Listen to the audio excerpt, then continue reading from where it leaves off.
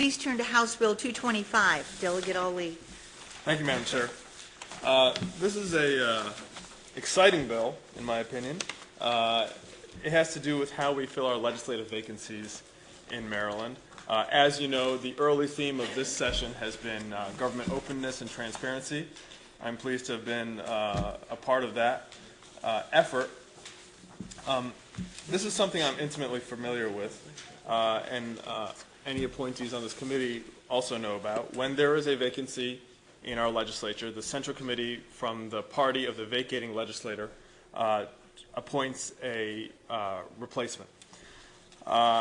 In Montgomery County, it's happened several times in the current body of the House and the Senate. A few years ago in Montgomery County, I went through such an election, such an appointment process, and I learned about how it works. And we had a secret ballot system, and that secret ballot appointment is prevalent in many places throughout the state. And I'll go into why I think we should get rid of it. But suffice to say, Montgomery County, because of a bill I introduced a couple of years ago, changed their process. And now we have open voting in Montgomery County's central committees if there's legislative vacancies. Prince George's County already has open voting in their central committees.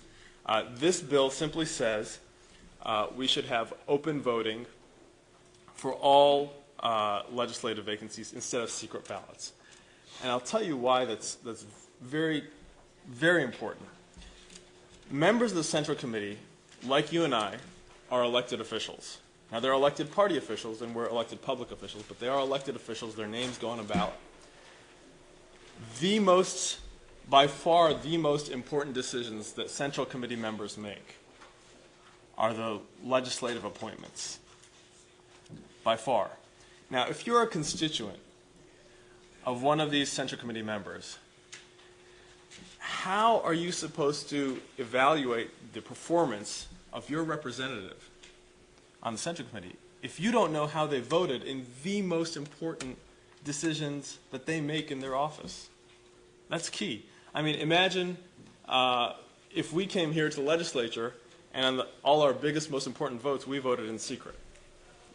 That really would be quite remarkable.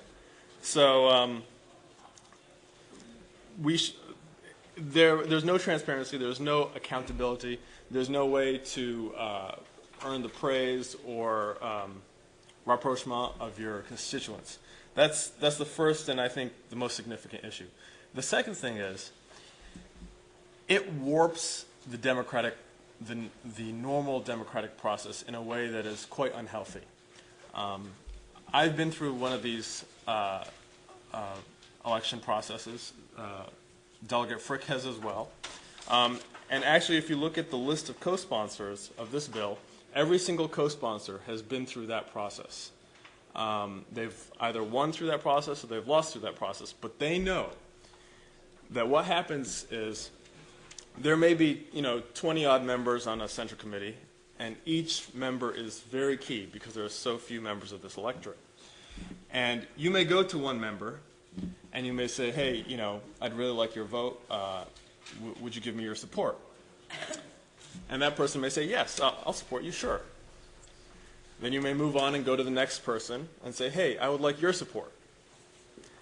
And what I found is that person says, well, sure, I'll support you, but that guy, he's not supporting you, and he just told me that.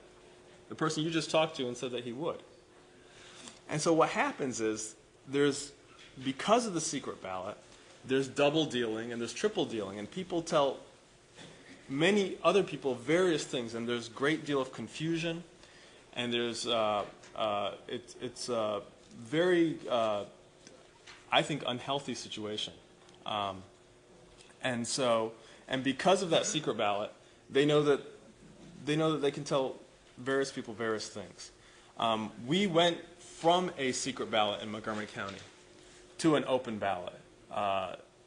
Delegate Al Carr was elected through such an open ballot process, and I was pleased when that happened. And it seems that most people are pleased with that system. It doesn't seem to have any problems.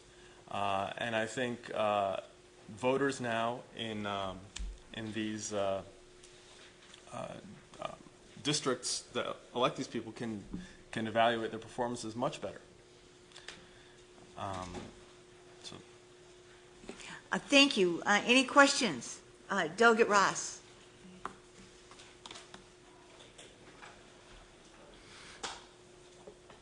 Just one. Since becoming a part of the legislature, you voted in secret ballot for the treasurer's position, and yet I don't think that anyone would question, any of our integrity in how we voted on that. I'm happy to tell you, Larry Barnes also got a few votes on that election, if you remember, but came in second. I think Mickey Mouse got one or two votes too, right? So I mean, I don't. Why is if we there might be some value in doing things in private, and how are these two things different? That's what I would ask. Well, I think you won't be surprised to find out that I think that we should vote openly for the treasurer as well, and I think the fact you highlighted exactly why the problem is there is no accountability in a secret ballot. So what you got, Larry's a terrific guy, and more power to him. But I think the people who voted for him were doing so in jest, and they weren't taking their response. I think You are being taped, It's okay. Yeah, Madam Chair, I think Mickey Mouse may have even gotten a vote. I'm not sure. I don't remember fully. But that's a problem, and I think it brings disrepute to this House when people vote unseriously for Mickey Mouse, for example, for that position. And when I was involved in a Central Committee election, one vote, there were 23 members of the committee, one vote turned up blank. And I would say that whether you wanted to vote for me or not, I think that person did not carry out their duties to their constituents. And they were enabled in doing so, enabled in acting irresponsibly because of this secret ballot. So I think we should change that system, and maybe Larry will get elected on an open ballot. Thank you very much. Any questions of this witness? Thank you. Members of the committee, that concludes the hearing on House Bill 225.